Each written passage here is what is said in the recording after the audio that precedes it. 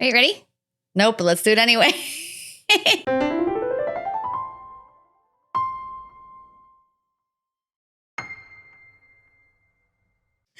Hi, everyone, and welcome to the Nerdy Psychologist Book Club. Get ready to explore the psychology and mind games behind your favorite YA novels. I'm Brandi Hawk, a trauma psychologist and proud book nerd. And I'm Deanna Boys, a expert in psychology and also a proud book nerd. Let's talk about your favorite heroes and villains, why they do what they do, and what that means for us. Welcome to the club. All right. So as a reminder for everyone, each month we're going to read a new book. Every week we'll have a new episode that looks at a different character or situation within the book. We're starting a new book series this month. Deanna, what are we reading? We are reading Fable for the End of the World. And I don't know if you can see it because it's like shiny because it's a library book. And I kept saying Fable at the End of the World, but it is not. It's Fable for the End of the World. And it is by Ava Reed.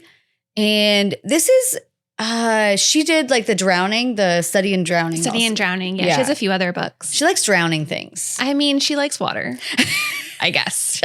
Okay. So quick synopsis for anyone who hasn't read this book yet, and you should definitely read it. It is about, and I'm just going to read it from the book. It's The Lamb's Gauntlet is a live streamed assassination spectacle, and the next lamb has been chosen. Okay.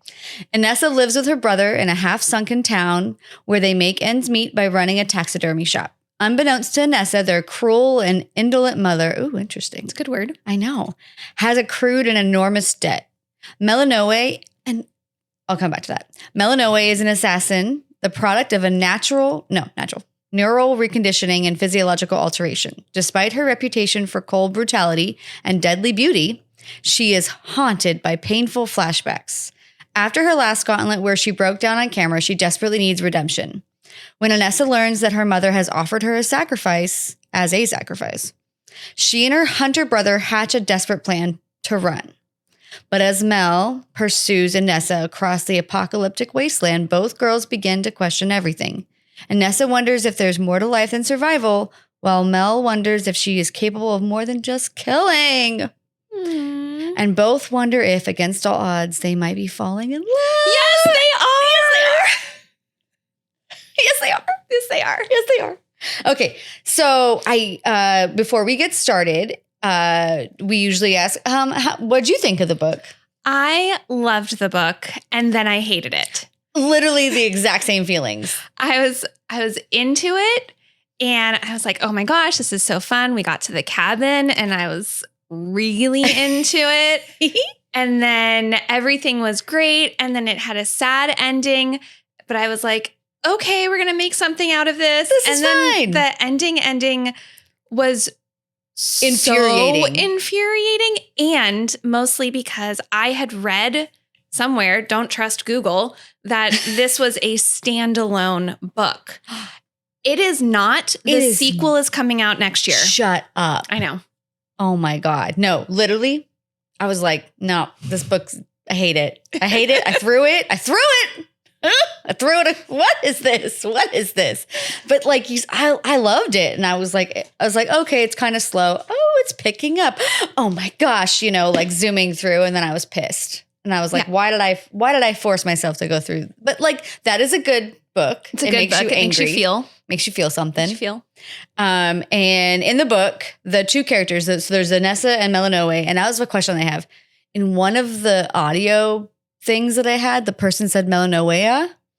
Oh, yeah. But the two people who narrate, the person who narrates for, I forget which one. Inesa, one of them says Melanoea and the other one says Melanoe. Yes. And I was curious. It's because it's the two dots, and that's what above the E, which in this world is whatever, and whatever Ava Reed decided it to be, who knows? But I was confused by that. That's why I kept being like, is it Melanoea? But, yeah, I wasn't sure either. But I don't know if you can see in the book.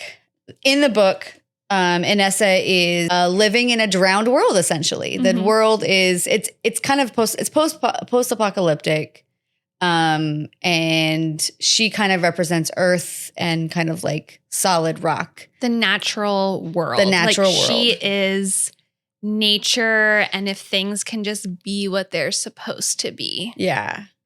There's so many things to talk about that, but we're going to be talking about her today, I believe. And I have a fun cocktail for us. It's called the Drown World. Excellent. And it looks delicious. It looks brown. It's a little brown. I know. When I said to you Drown World, you're like, oh, it's going to be blue. No. Brown. This is not that kind of world. It's mucky. It's not. It's mucky. It's brown. It's dirty. We're not in like pristine ocean world. Mm-mm. We are in mudslides and water coming down the street and sandbag world. And that water is not. And living in boats. It's not blue. It's not blue. It's not blue. It's not blue. So we're not going to drink a blue cocktail. We're going to drink a little brown one. Okay. Cheers. Cheers, Emmy. I'm so careful. I will spill this.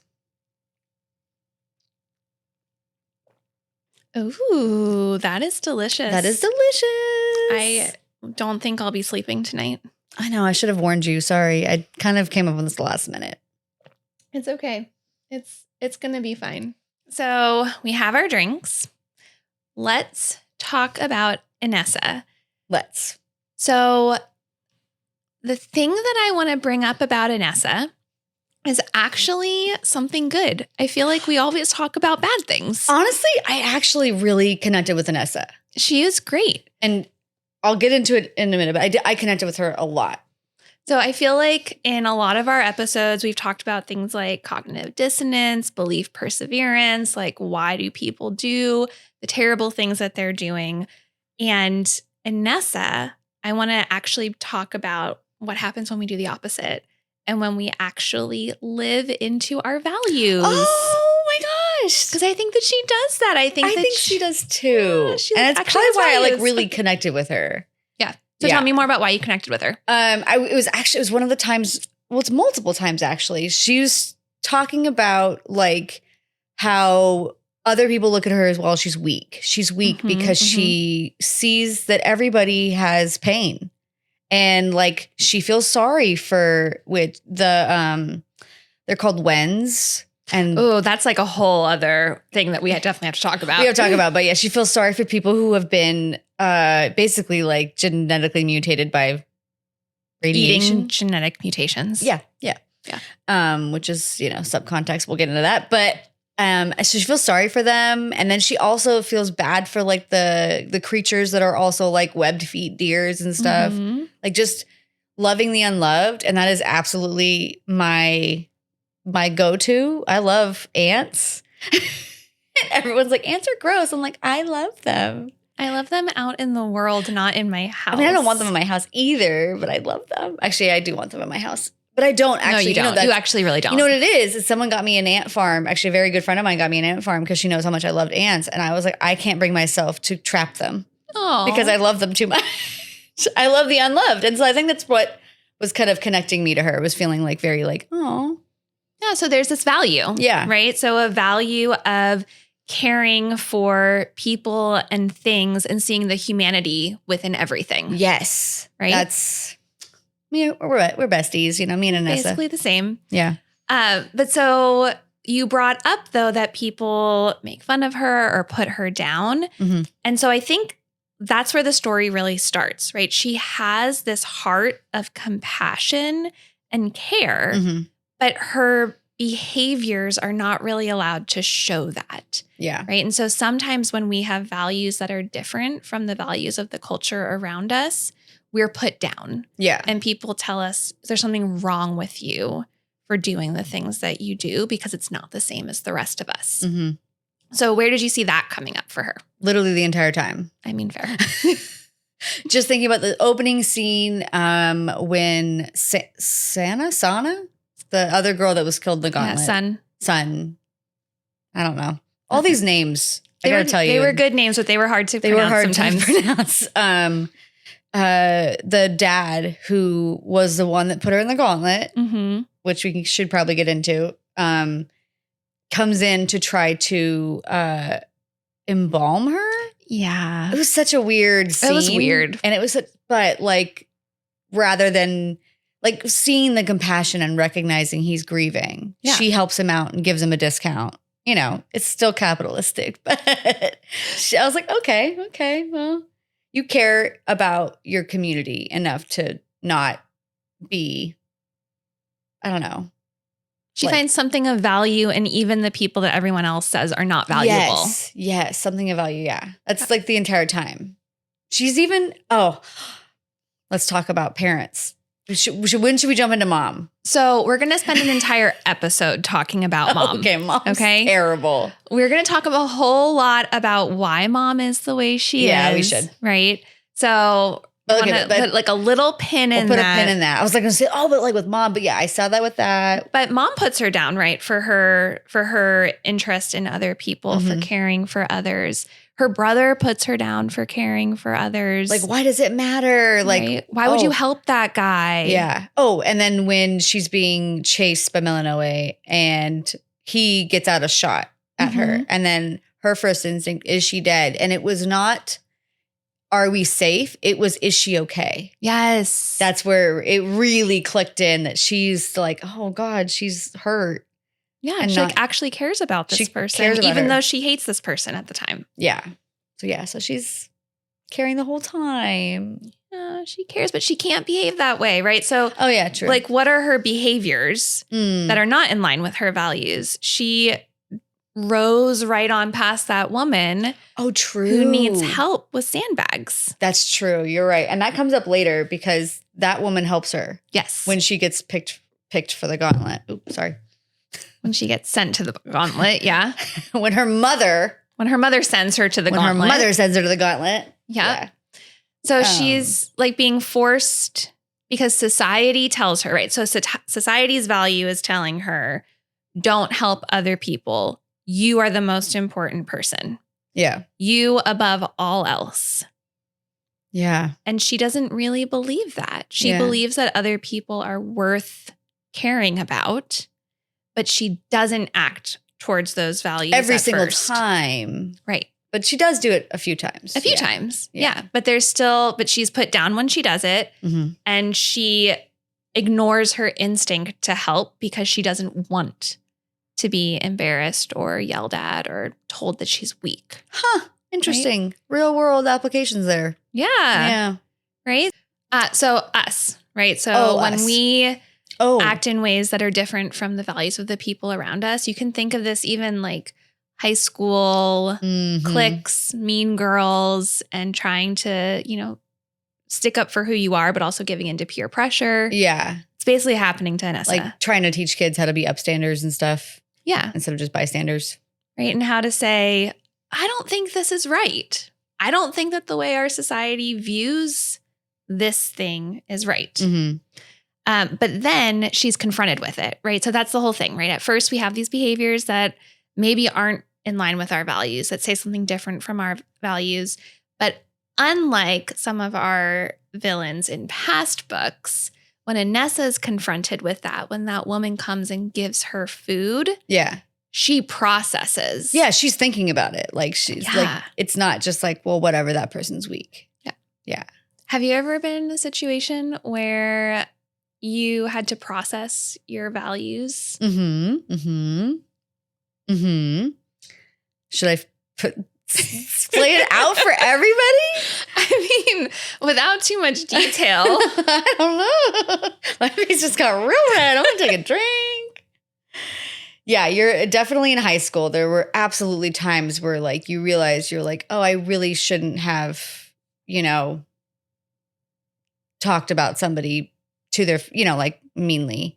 This is even just in friend groups too, like where you have, I had kind of like a triangulation going on within a friend group and we kind of left the other person out. And it didn't register to me at first how bad it was that we did that. And then I was like, oh, I'm never doing that again. That's usually what comes out of that. It was like, oh, okay, I don't like that. That was not part of who I am. And that's perfect. That's actually incredibly mature. Oh, good.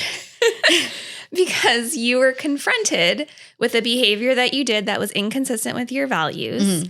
And then you recognized this is inconsistent with my values because we talked about you have a value of caring for other people. Yeah.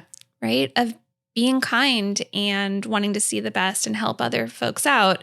And so when you saw that your behavior wasn't matching with that, you actually changed your behavior. Oh, yeah. I definitely, you try everything. And in friendships, it's hard. But I was like, I'm never going to. I think it was like I assumed the other person would communicate and they didn't. And then I just kind of let it go. I was like, well, if they wanted to communicate, they would. And then I was like, oh, no. If this is including them, I'm just going to communicate. Yeah. I'm just going to do that from now on. That's silly. Why did I do that? Well, because you recognized. Yeah. And you realized it was silly. Your other friend maybe didn't recognize. Yeah. Right? Yeah. So Inesa does that. This woman has that whole moment where she gives it. Inesa's like, oh my goodness, I should have helped her. And then later with her brother, she says, thank you. Yes. For the first time in her life. I have it pulled up actually point. to read because it's a good spot. So they're working and she says, we work in dutiful. Oh, sorry. Page 114. Thanks. You're welcome. It's like mid-page. They've been running. Right? They've been running. The car just broke down and they're trying to figure out what they're going to do.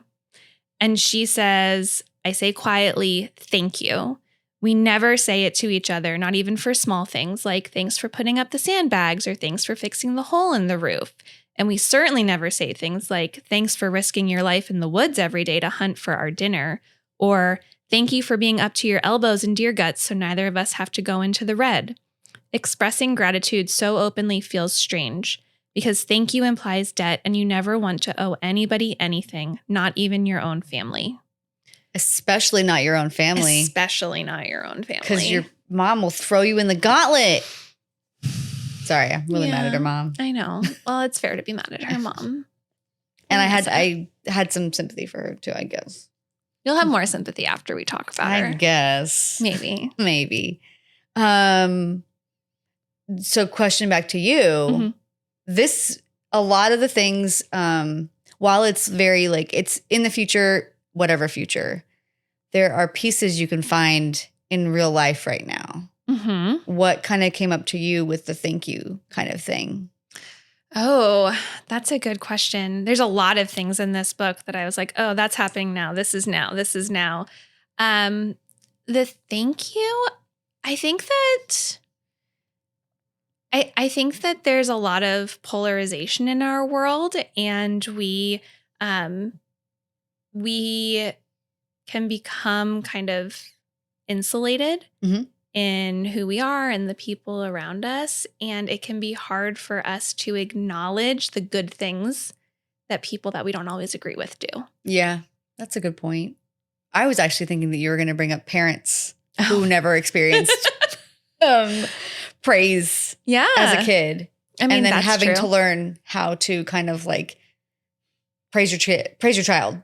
Oh, yeah. No, like that's something I talk about all the time. Positive parenting. Yeah. I mean, that's another excellent thing that I literally do every single day of my life. I was kind of curious if you'd bring that up, but that's okay.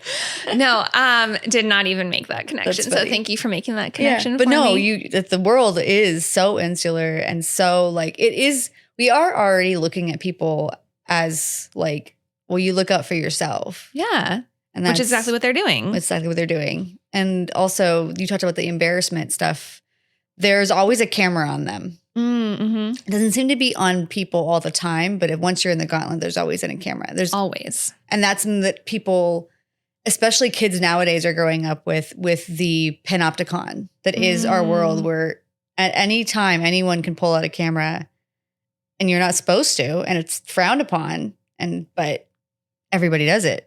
But you're always on. You're always on. And so someone can catch you in that moment when you are not acting in line with your values. Mm-hmm, mm-hmm. Or they can take whatever that moment is that you are acting in line with your values and then twist it into something totally different. Which, are we going to talk about that today? Yeah, let's do it. So we're talking about her living into her values. She says thank you to her brother. She's making movement. Mm-hmm. She meets Melanoe. Well, I mean, she's That's my Melanoe. Meets. They have a meet cute. Kind of. Yeah, they kind of do. They have a meet cute. You I'm just, trying to kill right you. off the bat, though, you can feel the sexual tension when she's choking her. It's like immediately the most beautiful being I have ever seen lands on top of my car and is trying to kill me, and I can't stop looking at her glistening white hair. I love when authors take the place of the person and they do it like first person, and because they're unreliable narrators. They're not, but like that's exactly like I wouldn't have probably thought that if you just wrote it like a different way. You're like, oh, and then Melanoe jumped on the top of the car, but she's like the most beautiful creature, and like I can only think about her, imagining her with her lithe limbs. I love little fantasy, silly stuff. It's so good. So she meets Melanoe. Yeah. They have a very difficult initial meeting. Yes. And yet she doesn't want her to die, right? So you brought up already when her brother almost kills her but doesn't. She's worried about her being dead. She then goes on to care for her. And there's this whole topic, right, where Melanoe is like the opposite of Inesa. If Inesa is the Earth, Melanoe is cyber world. Yeah. Right? Yeah. And Inesa is able to see good even in cyber world. Yeah. Well, I mean, she's hot. I mean, yeah. She's hot. We'll talk about that too. But yeah, so like she sees this person who she should hate and she chooses to care for her instead. And that is when Inesa like truly decides, I'm going to live into my values. My values are that all people are worthwhile. Yeah. Even the Wens. I know. Even Melanoe, this non-human cyber thing that is trying to kill me. Because she's definitely human. This isn't like a Lulu situation where I think that there is a skin suit on somebody. Which there was not a skin suit. This is like she was a girl. She was 15 when she was taken. No, I thought she was like 8. Oh, she was 8. Little. She was a little girl. Her first kill was when she was 15. That's true. Yeah. So she's a human, but she's been altered. Yeah. She's been altered with a fake eye. So she has this like cyborg eye that sees all the time. She's got enhanced everything inside of her body. And she's just enhanced in every way possible. Enhanced. Made not natural. But Inesa, this person who believes that the things that are mutating are still beautiful and are still worthwhile. They're still trying. They're still trying to survive. She sees that beauty in Melanoe. She sees the beauty. Inside and out. Where are you going with this? So can we talk about the cabin? Oh, yeah. I was like, where are we going? Are we getting spicy? So tell me about your thoughts on the cabin. I was like, it's interesting to hear, because I did audiobook and I did, I did both. And it was interesting to kind of hear the perspective of how the other person views them. Although I think they use the same voice. No, it's different. It was different. Yeah, no, but I'm saying like they used the voice of Inesa whenever you heard her talking in her story. I don't think so. Oh, in my audiobook, it sounded like it. We will let the readers decide. We'll have to ponder. But I was like, well, this is just like air and we're in only one bed. Oh no, we're cold. No, we're so cold. I loved it. I love the cabin. And I was telling you this. That's where the book ends, actually. Yep. Is the cabin. Ends in the cabin. There's nothing else that happens. We can just end it here and go home. Nothing else happens. That's what I think. I agree. We live forever in the cabin. Like, we live forever in the cabin. There's no cameras. There was no cameras, right? Well, that's what they think. Yeah. But then actually there were cameras the whole time. And so everyone sees them both naked. I know. Everyone sees them doing all the spicy things that they did. But they didn't know it at the time. They didn't know it at the time. Love them. So she is able to be exactly who she is with Melnoa, right? Yeah. They're in the cabin. She, literally and metaphorically bears all. Yeah. And allows Melnoa to see her for who she is.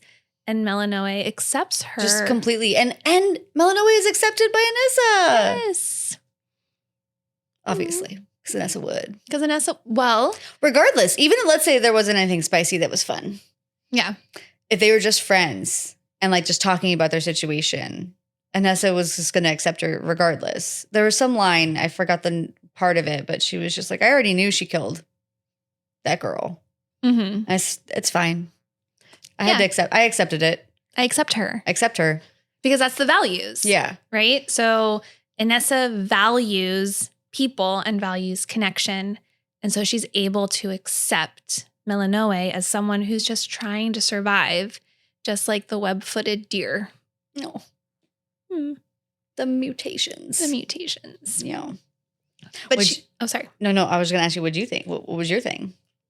What did I think about the cabin? Oh my gosh. I loved the cabin. I thought it was so fun. So, okay. Here's why I love YA books. Because the spice is there, but it's not explicit. And so you have to imagine it. You have to imagine it, which is like why we're doing this anyway. Yeah. My favorite thing is like, oh, my girl or whatever, like she reads so many books and like the girls will be like, I'm reading smut, you guys. Yeah. Like I'm reading smut. Yeah. Because our brains are big things and we like to be aroused. And I can also not imagine this being a 17-year-old girl. I just imagine myself. I mean, that's fair, for sure. But I love the way that the spicy scenes are written because it's not so explicit. It's not, didn't feel like I needed to put my headphones in when I was listening that no one else heard. Yeah. But my brain and imagination did all the work, and it was definitely clear that there was much spice happening. Yeah. But I loved it. Yeah. I was like, when I couldn't read and I was like doing dishes or something, and I would just be like, stop and go, okay. Okay, Inesa. What else? Tell me more. It's so good. It's so good. And then the book ends, everyone. And then the book ends, but it doesn't end, right? It doesn't end. So, but when they're in the cabin, they have this conversation. So Melnoa tells Inesa about her history, which we'll talk about next time. And then Inesa tells her about her mom and dad, which we'll also talk about in more detail another time. But she shares the story of how mom and dad fell in love. They moved to Esopus and then were no longer in love, right? Yeah. And Melnoa says something like, sometimes love isn't enough. And Inesa says, no, that cannot be true. They were not in love. I know. Right? I remember that scene. I was like, okay, whatever. But because, right, so Inesa has a value for that people are worth caring about. She also has a value that love should conquer all, basically. Right? Love should conquer all. Love is love, and if it doesn't persist, then it was never love. That's not true. I don't think that's true. That's not how the world works. No. You can fall out of love people. Yeah. You love so many people over the course of your lifetime. No. I mean, it's not my value. My value is not that. Yeah. I think there's a lot of people that you love, and you can love somebody deeply, and then you can, not love them anymore. Yeah. And you can choose to continue to love people. And some people are easier to love. What Inesa does. She chooses to continue to love people. Right. Including her dad. Which is crazy. I kept being like, is dad part of this story at all? He's just a flashback. He's just a compass? He's a flashback and a compass. And I was just like, so maybe he'll be in book 2. Or he's dead, or he's a Wend. Oh, he's probably a Wend.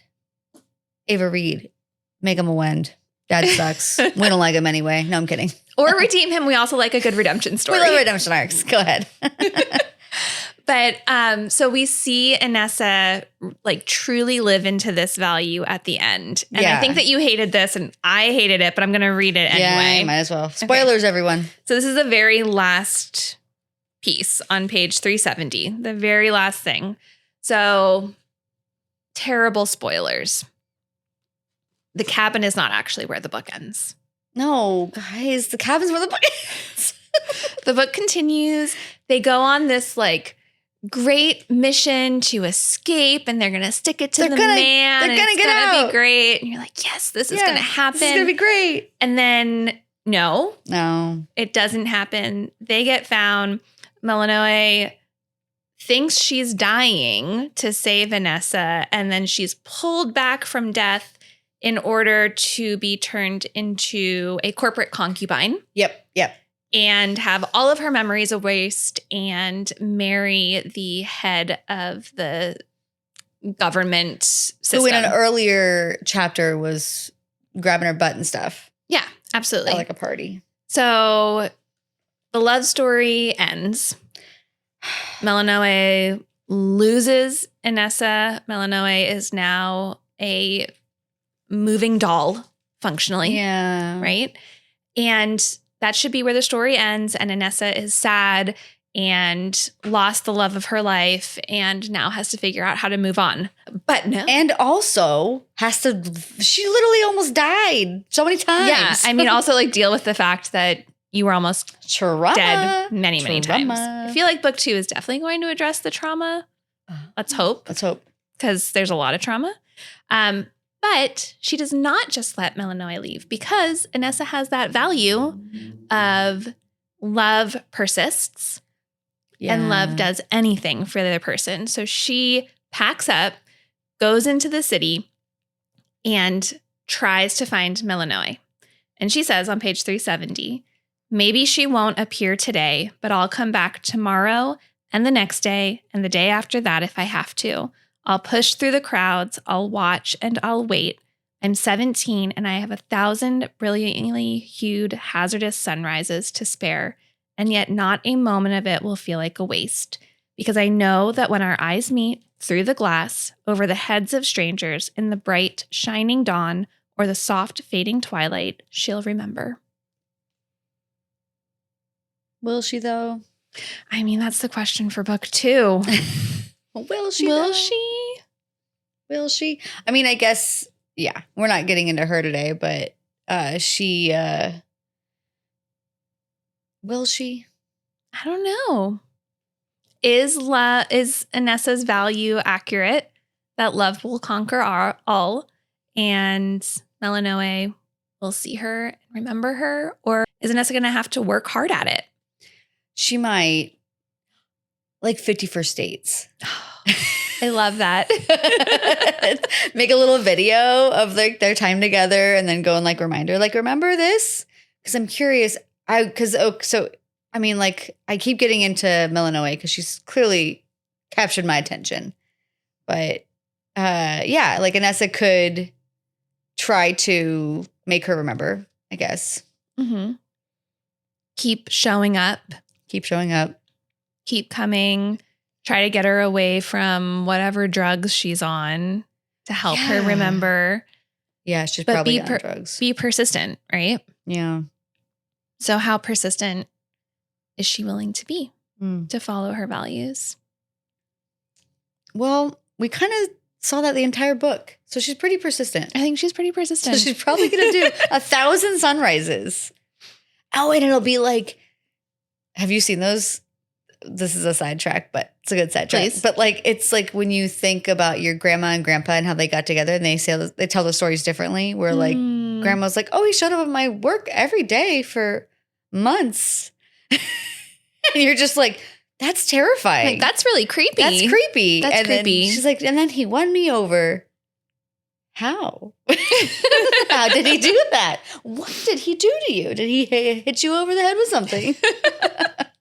So she might have to do that. I mean, she might. She might just have to persist. But I think we're going to find out. But regardless, she is living into her values. And she is. Even with her brother, too. Yeah. Yeah. She's not willing to let that go. Mm-mm. So for us, Okay. right? So I think that we can learn from her that we need to recognize our values because she didn't recognize them at first, right? At first, she thought that she was weird and weak. She believed what everyone around her said, that something was wrong with her for not just being able to do what everyone else does. So I think we should like pause, think about what are my behaviors? How are my behaviors reflecting my values? And then are those really my values? And if not, what are my values and how can I behave to actually live into my values? Okay, so with that, do you think that you generally live into your values? I think I do. I'm not perfect. No one is. But I think a lot of the things that I do, specifically the ones that like connect me to Inesa, like just loving the unloved and like believing that there's good in everybody, and being curious with an open mind as I'm moving throughout the world, like not just assuming, because like judgmentally wise, like someone will do something and I'll just kind of like immediately like, oh, God. And then that's kind of like the knee-jerk reaction. And then I'll adjust and go, actually, I wonder if they're having a bad day. Yeah. And seeing the good in people. And I think that's probably like a big value of mine is being able to, and being kind. Try to be kind as much as I can to the point where like we'll be in New York and this one over here will tell me to stop smiling at people. Listen, you need to stop smiling in New York. Listen. It's too much. Actually, when people try to hand you flyers on the But I street, want to know what's in the flyer. You walk by, you do not accept them. You don't stop and have a conversation with them. Walk by, come back and accept another one. That didn't happen. That's ridiculous. Or living in my values. Or it was living into your values. Because I love talking to people and I love making new friends everywhere I go. And just being kind everywhere I go. And this brings up the same trip where we were in a coffee shop and I go into the coffee shop and I go, may I please have a hot chocolate? Mind you, my hair is bright white. I'm wearing a very white coat. It is the middle of winter. And this New York man goes, where are you from? You don't belong here. This is not your place. Yeah. And I'm like, it should be. It really shouldn't be. It is a fun place for you to visit. Not to live. It's not where you live. No, because I need people who are kind. I'm living in my values of kindness and respect for others and just kind of like, you know, all that jazz. What about you? I think, right, I try. Obviously, I think about my values all the time because I do it with clients all the time. And I try before I make a knee-jerk reaction to think through, like, is this in line with what I want?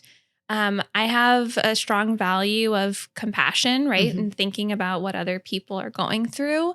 And so trying not to just be mean or assume the worst, but really trying to think about what's going on and understand them. I also have a strong value of generosity. Yes, you do. You're very generous. Oh, thanks. Yeah. It's been something that I think can be off-putting for people who don't understand it.